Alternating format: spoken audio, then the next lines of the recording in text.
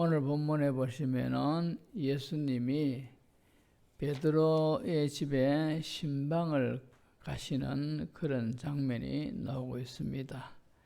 29절을 보시면은 회당에서 나와 곧 야고보와 요한과 함께 시몬과 안드레의 집에 들어가시니 이랬습니다. 시몬과 안드레의 집이라 이런 표현을 볼 때 이 집이 베드로의 집이다라는 것을 알 수가 있습니다. 왜 그런가 하니까 시몬과 안드레 집 했는데 무슨 베드로 집이냐? 마태복음 8장 14절을 보시면은 예수께서 베드로의 집에 들어가사 그의 장모가 열병으로 앓아누운 것을 보시고 똑같은 병행 내용입니다.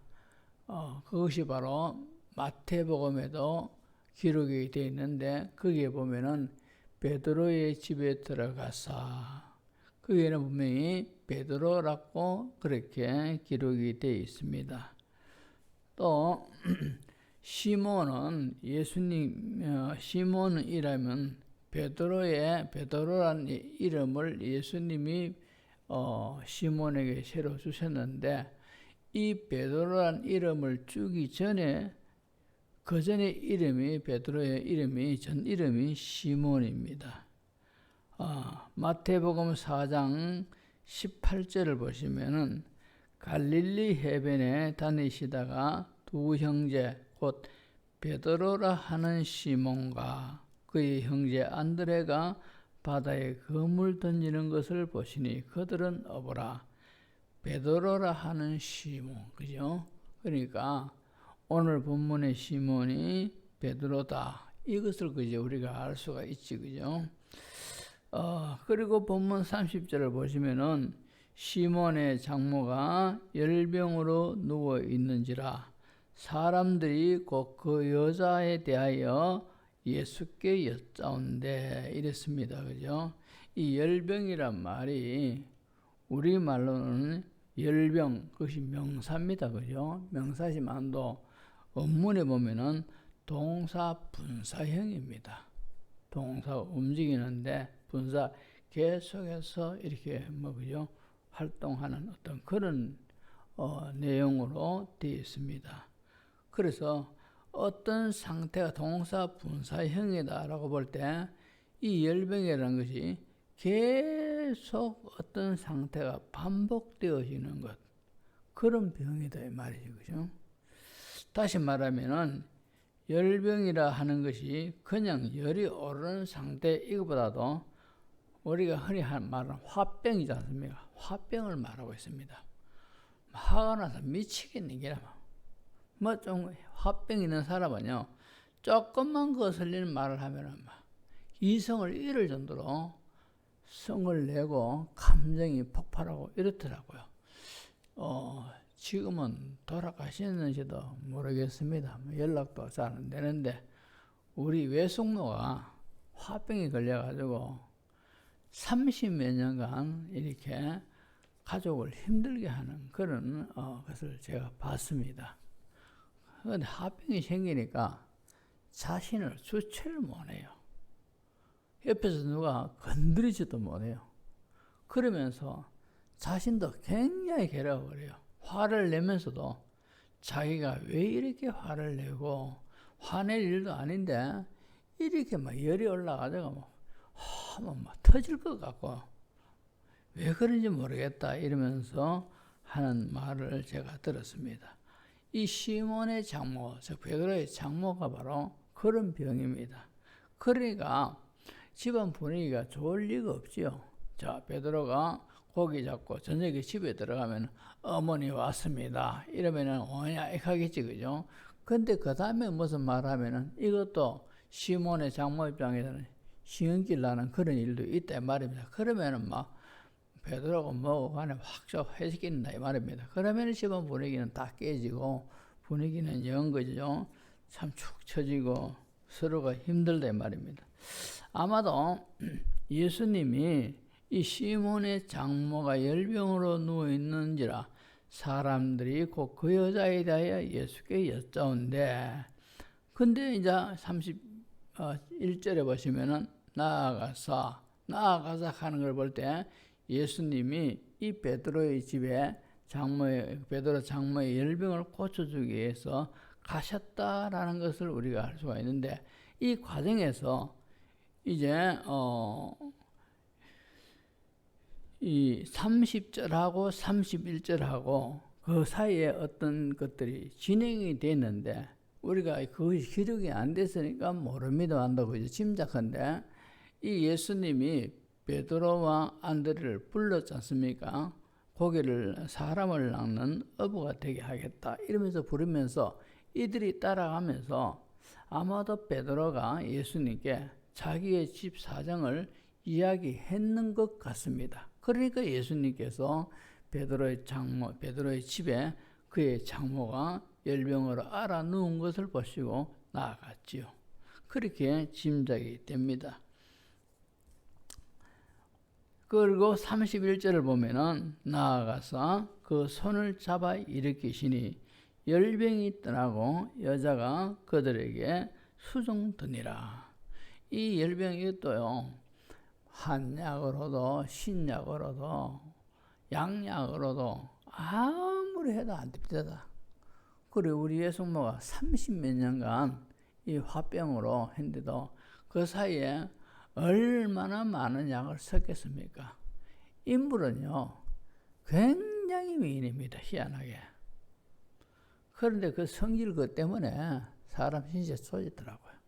그래가지고 한약도 뭐 어느 한약방에 가서 좋다, 신약은 물론이고 어느 병은 이 정신병원에다 갔다 오고 막 이랬습니다. 이랬는데 못 고치더라 말입니다. 근데 아마도 이 베드로 장모에게도 이 화병이 이랬었지만도 예수님께서 막 그냥 손만 대면은, 말씀만 하시면은 예수님은 어떤 병이라도 시공을 초월하고 시간을 초월하고 그죠? 공간을 초월해서 그대로 역사가 일어난다 이 말입니다. 안 그렇습니까? 지금도 그 예수님은 살아계시고 여기에도 계시고 우리를 보시고 우리의 형편도 다 알고 계시고 그렇다 이 말입니다. 그죠? 아멘. 그래서 우리가 힘들 때는 이런 예수님을 인정을 해야 돼요. 이런 예수님 전능하시고 주님이 역사하시면은 안 되는 것이 없고 다 된다. 이 구하라 이 말씀이 그죠? 기도하라 이 말씀 아니겠습니까? 그러니까 예수님이 기도하라 했으니까 막 기도하는 겁니다. 자녀가 아버지께 아버지께 요구하는데 사람은 귀찮게 하네 할지 모르지만도 우리 하나님은 절대 그런 분이 아니지 않습니까? 그러니까 자꾸 보채야 돼요. 우느나 돌아본다고 질질 짜사고 그죠? 아버지 계속 자꾸 이러면은 뭐를 하나 얻어 걸리도 걸리게 되어 있는 겁니다. 아멘. 그래 기도 많이 하십시오.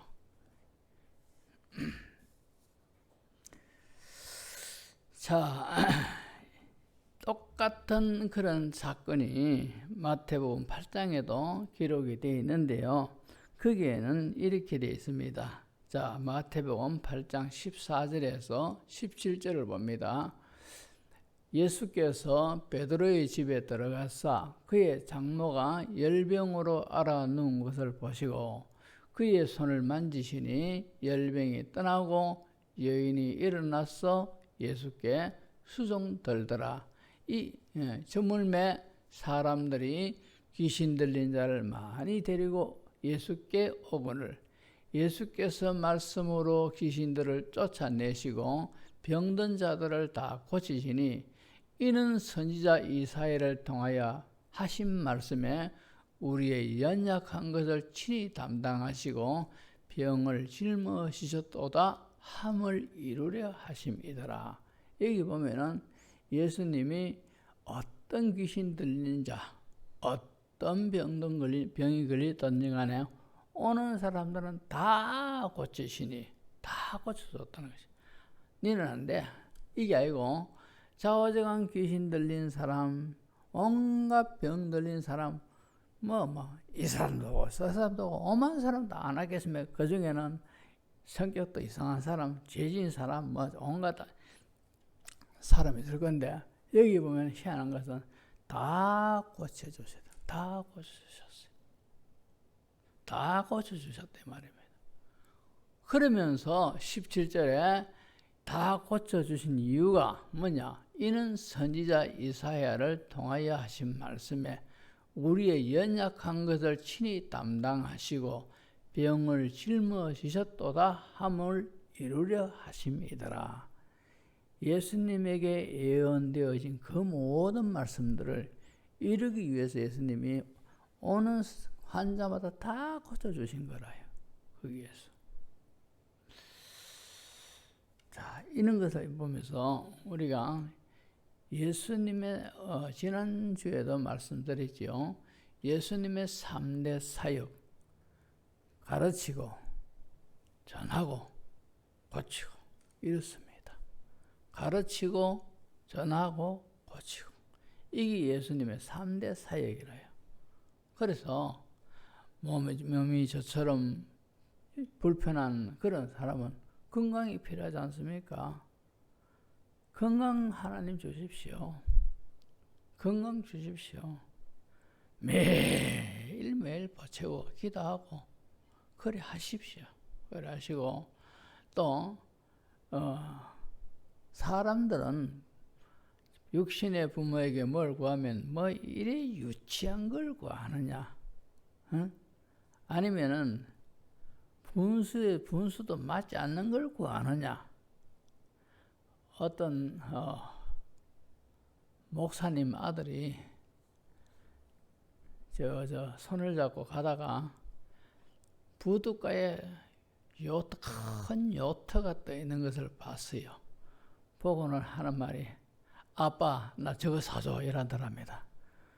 그 요트가 1,000만 원, 2천만 원 하는 겁니까? 그죠? 수억이나 할 것 같은데 이 아는 그것도 모르고 무조건 자기 아버지한테 아빠 저거 내가 사줘 이렇게 하더랍니다.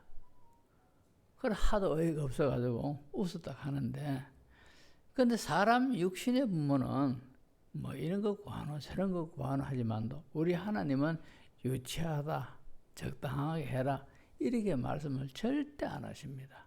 왜냐? 우리 하나님은 어떤 기도 내용이든지 간에 일단 하나님께 아뢰면은 아래는 그 자체를 하나님은 기뻐하시고 좋아하신다 말입니다. 아멘. 자, 그래서 예수님의 3대 사역이 가르치고 전파하고 고치고 이렇습니다. 자, 그래서 이 마태복음에는 이 이사야 선지자를 통하여 예수님에게 예언되어진 그 말씀을 다 이루기 위해서 바로 베드로 장모의 열병을 고치고 소문이 막 여기저기 퍼지니까 사람들이 너도 그럼 나도 가볼까 막 왔는데 막 떼거지로 안 몰려들었겠습니까? 근데 다 고쳐주셨단 말이죠. 자, 예수님이 이 세상에 오신 이유 중 하나가 뭐냐? 우리 병을 고쳐주시기 위한 거라요. 아이고, 요즘 과학 시대에 왜 그런 걸 기대하느냐? 신앙은 신비입니다. 신앙은 신비라요. 자, 본문 31절을 보시면은 나아가서 그 손을 잡아 일으키시니 열병이 떠나고 여자가 그들에게 수종드니라. 이 짧은 한 구절이지만 이 속에요 엄청난 참 은혜의 말씀들이 숨어 있습니다. 자, 왜 그런가 하니까 나아가서 그 손을 잡아 일으키시니 손을 잡아서 일으켰단 말입니다. 그죠? 여기 일으켰다 하는 것이 헬라어로 에게이로 이 말입니다. 근데 에게이로라는 이 말이요 부활한다. 여기 그 사건의 그 단어에만 이걸 사용합니다. 베드로의 장모의 손을 잡아 일으키니 자, 에게이로 부활한다. 그러니까 무슨 말입니까? 부활한다는 것은 다시 살아난다는 뜻이겠죠. 다시 말해가지고 베드로의 장모의 영혼은 죽어있는 그런 상태였는데 예수님이 손을 잡고 일으키니 그 영적으로 살아났다 이 말입니다. 영적으로 살아나는 거예요. 그래서 그런 의미에서 에게이로라는 이 단어를 여기에서 사용한 겁니다. 영적으로 살아났다 이 말은 죽었었다라는 말이 전제돼야 그런 표현이 맞지, 그죠? 성경에 보면은 예수님을 믿지 않은 사람은 영적으로 죽은 사람이다. 그렇게 말씀하고 있어요. 누가 그런 말씀하셨느냐? 예수님이 직접 말씀하셨어요. 어떤 청년이 예수님을 따르겠습니다. 이러니까 그래라 따라오너라 이랬지, 그죠? 그런데 이 사람이 지금 우리 집에 큰 어떤 급한 일이 있는데 이거 해결하고 그리고 예수님을 따르겠습니다. 무슨 일인데? 우리 아버지가 돌아가셨습니다. 장사를 해야 안 되겠습니까? 아들로서 장사하고 따라가겠습니다 하니까 예수님이 하신 말씀이 죽은 자들로 죽은 자를 장사하게 하고 너는 나를 따라라 이러셨거든, 그죠? 죽은 사람이 무슨 죽은 사람을 장사할 수 있었겠습니까? 그러나 전자의 죽은 자들이, 이 말은 예수 믿지 않는 그들의 영혼이 하나님과 관계없는 떨어져 있는 그 상태에 있는 그런 사람들을 예수님은 죽은 자들이다. 그렇게 말씀하신 거라요. 그 죽은 자들이 실제적으로 죽은 사람 너가 아버지를 장사하게 하고 너는 나를 따라라 이랬대 말입니다. 그러니까 예수님이 직접 그렇게 말씀을 하셨어요. 그러니까 밖에서 어저 돌아다니는 사람하고 우리하고 보면은 저것들은 죽었고 우리는 살았고, 그죠?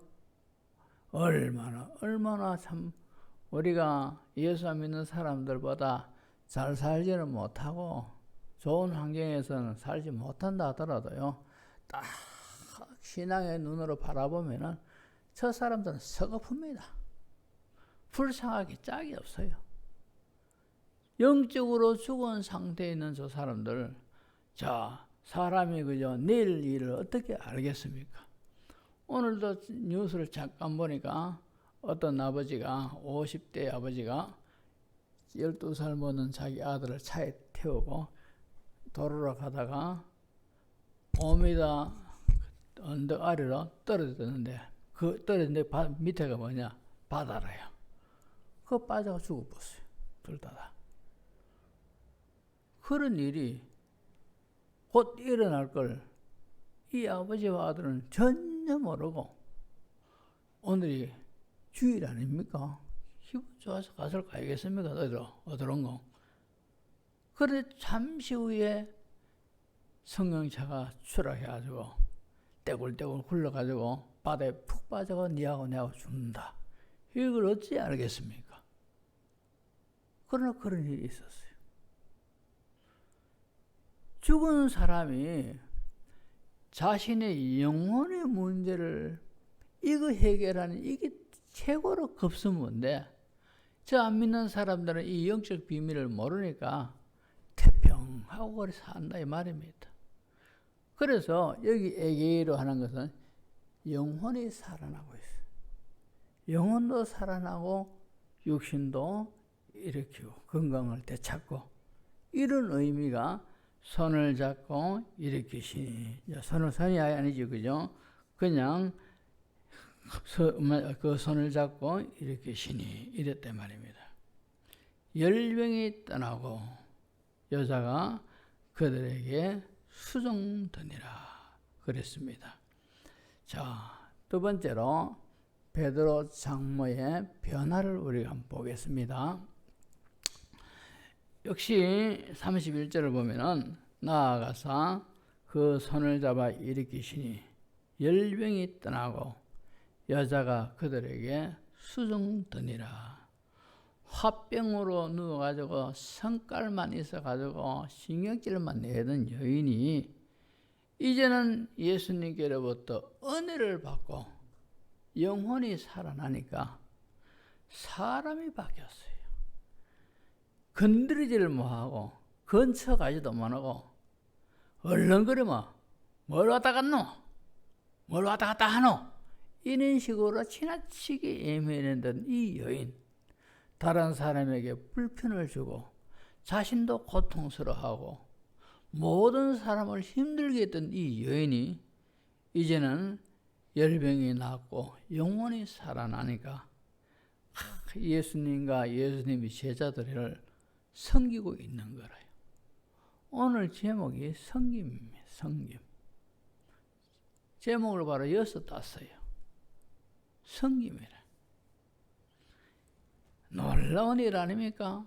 근처 가기만 하면 신경질 내고 얼렁거리면 화부터 내고 아유 무서워서 옆에 가겠습니까? 이렇게 사람들에게 피해를 주고 주변의 모든 분위기를 엉망으로 만들던 이 여인이 이제는 이 감사하면서 기뻐하면서 예수님과 예수님의 제자들을 섬기더라는 거죠. 얼마나 놀라운 변화입니까? 우리가 예수님을 내 마음속에 우리가 거듭났고 예수님을 내 마음속에 모시고 있고 예수님의 사랑과 은혜를 내가 참 많이 잊고 있다. 이걸 느끼는 성도는요, 섬기는 자가 돼야 돼요. 섬기는 자가 돼야 돼요. 왜 그러느냐? 마가복음 10장 45절에 예수님이 이렇게 말씀하셨어요. 인자가 온 것은 섬김을 받으려 함이 아니라 도리어 섬기려 하고 자기 목숨을 많은 사람의 대속물로 주려 함이라. 인자가 즉 예수님 자신이 온 것은 섬김을 받으려 함이 아니라 섬김을 받아도 충분하고 넉넉한 분 아닙니까? 왜? 하나님입니다. 하나님이고 그리스도입니다. 섬김을 우리가 한껏 섬겨도 부족하다 이렇게 우정하실 수 있는 그런 분 아니겠습니까? 그런 자리에 있는 분입니다. 섬김을 받아도 부족하다, 더 잘 섬겨라.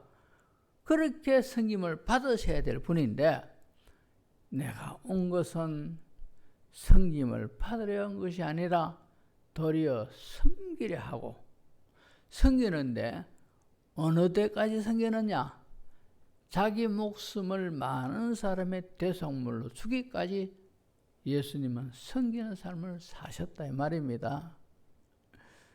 그래서 예수님이 십자가에 달려 우리의 모든 죄를 지고 저주를 받아 죽으셨지 않습니까? 예수님의 십자가의 죽음은 저주의 죽음이라요. 레위기에서에 보면 나무에 달린 자마다 저주를 받은 자라.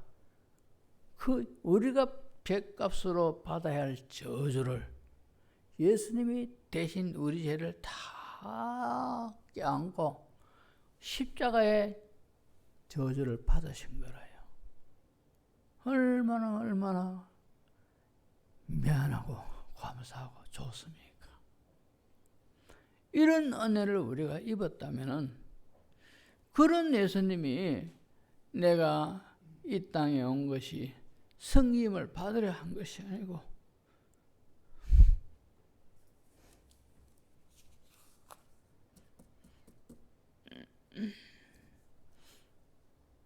섬기러 왔으니요. 우리가 내 마음속에 예수님이 계시고 내 영혼 살아났다라고 우리가 다 인정하지 않습니까? 그러면은 이제부터는 섬기는 사람이 돼야 돼요. 마가복음에 가장 요절 중에 요절이 이겁니다. 마가복음 마가복음의 가장 중요한 요절 중에 요절이 바로 이거라요.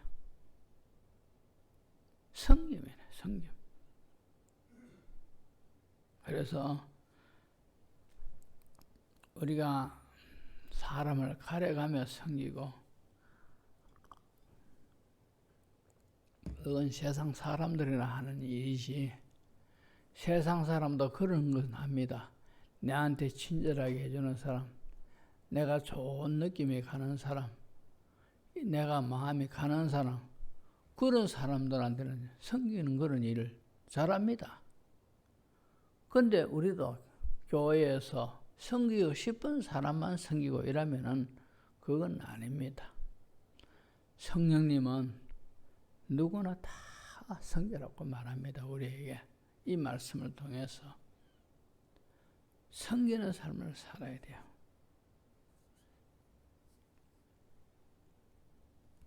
섬기는 것도 다양합니다. 세상에 사람들을 섬기는 것도 섬기는 것이고, 교회를 섬기는 것도 섬기는 것이고, 성도를 섬기는 것도 섬기는 것이고, 하지만도 복음을 전하여 죽은 영혼을 죽게로 인도하는 것도 섬기는 겁니다. 그것도. 복음을 전하여 영혼을 살리는 그런 사역할 때 경기도에 가면은 우리가 그때 한번 갔다 왔지요. 양화진에 외국인 묘가 있는 공원, 그죠? 거기에 보면은 외국인 가족묘가 있어요. 월리엄 제임스 홀 선교사 가족묘가 있습니다. 월리엄 제임스 홀. 이 월리엄 제임스 홀, 그러니까 제임스 홀이라 이렇게 부르는데 1860년에 캐나다에서 태어납니다. 근데 이 제임스 홀이 무디 목사의 설교에 감명을 받아가지고 나도 복음으로 영혼을 살리는 삶을 살겠다, 이렇게 그죠? 다짐을 했습니다. 하고 자, 어떻게 해야 되느냐 하다가 진로를 의과대학으로 이렇게 진로를 정하고 졸업을 했습니다. 그래서 미국 선교사로 파송이 되는데 우리나라에 조선에 왔지 않습니까? 온 이유가 조선에는 의사가 없더라, 이 소리를 들었는 거래요. 환자들은 어디 가도 가득하지 않습니까? 근데 의사가 없다니까 기가 막힐 노릇 아니겠습니까? 그래, 내가 조선이라는 나라는 어디 있는지 모르겠는데 거기에 가서 사람을 고치고 복음을 전하는 그런 삶을 살겠다, 이래가지고요, 총각인데도 조선이 동쪽에 있는지 서쪽에 있는지 몰라요. 그냥 왔어요. 총각으로서 왔어. 근데 아버니까 참 운명적 만남이 희한하지요. 이 조선에는 의사가 없어가지고 병자를 치료 못한다 이랬는데 이 로제타라는 미국인 여자가 한국에 와가지고 의료 선교를 좀 하고 있더라는 거지, 그죠? 근데 두 사람이 우연히 만났어요.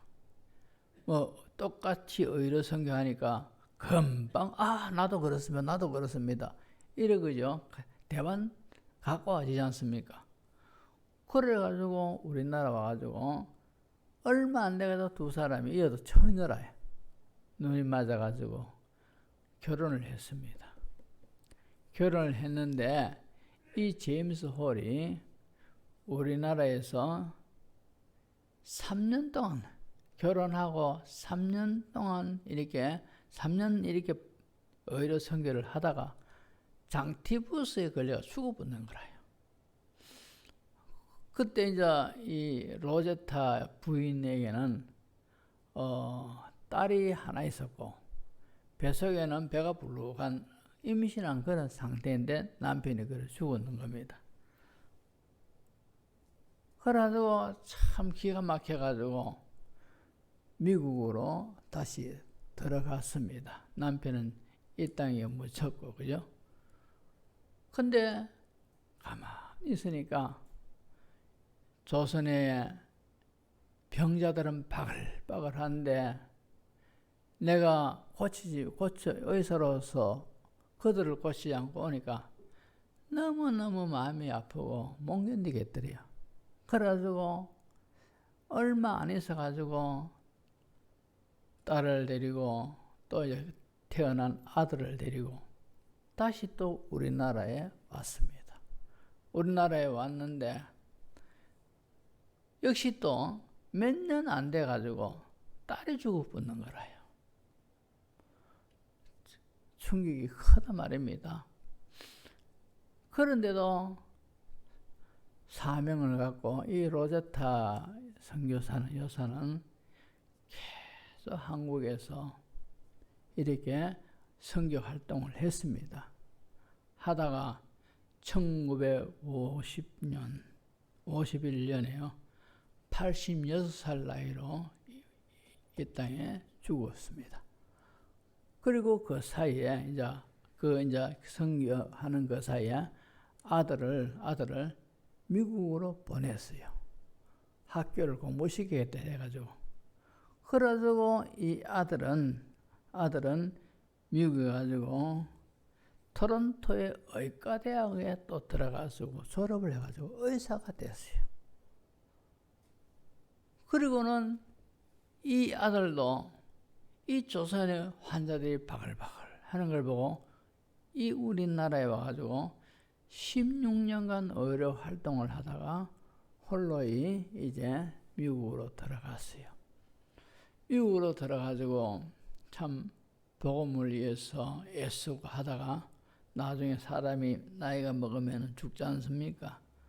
죽을 때에 유언을 했습니다. 무슨 유언을 했는가 하니까 내가 죽거든 내 아버지가 돌아가시고 어머니도 돌아가시고 내 누나도 죽어 묻혀있는 그 조선 땅에 나를 묻어주세요. 이랬는 거예요. 그래가지고 양화진에 보면은 제임스 홀 가족묘가 딱 고려 있습니다. 참 이 사람들은 다 인생을, 청춘을, 전부를 송두리째, 그죠? 복음을 섬기다가 영구하는데 여기에 섬기는 그런 삶을 살다가 갔다 이 말입니다. 참 아마도 하나님이 얼마나 귀하게 받으셨겠습니까? 그들의 영혼을. 자, 우리도 예수 믿고 예수 믿는 순간에 예수님이 베드로의 집에 찾아가서 그 정신없이 행편없는 그 장모의 손을 잡았듯이 주님은 우리에게 찾아오셔가지고 우리 손을 잡고 일으켜 주셨어요. 우리 영혼이 그래 살아났어요. 지금 우리가 구원의 노래를 부르고 있다 말입니다. 그렇다면은 이제 이런 모양이든 저런 모양이든 내가 주어진 위치에서 좌우지간 우리도 섬기는 삶을 사는 것이 마땅합니다. 마땅해요. 우리가 다른 어떤 그런 것도 해야 되지만도 예수님이 내가 인자가 온 것이 섬김을 받으라는 것이 아니고 섬기러 왔다 했습니다. 얼마나 참 의미가 큰 말씀입니까? 이런 사실을 알고 우리가 교회도 잘 섬기십시오. 성도들도 잘 섬기십시오. 세상 사람들도 복음을 위해서 하나님의 사랑으로 잘 섬기십시오. 그래야 하다가 참 섬기는 삶을 살다가 주님 부르심에 내가 왔나이다. 이렇게 하는 우리 모두가 되어야 할 줄로 믿습니다. 이 시간에 우리가 통성으로 크게 주여 하면 크게 외치고, 이 섬기는 삶도요, 이 혈과 육으로 잘 안 돼요. 성령을 받아야 돼요. 성령을. 하나님이 안시한 성령을 주시옵소서.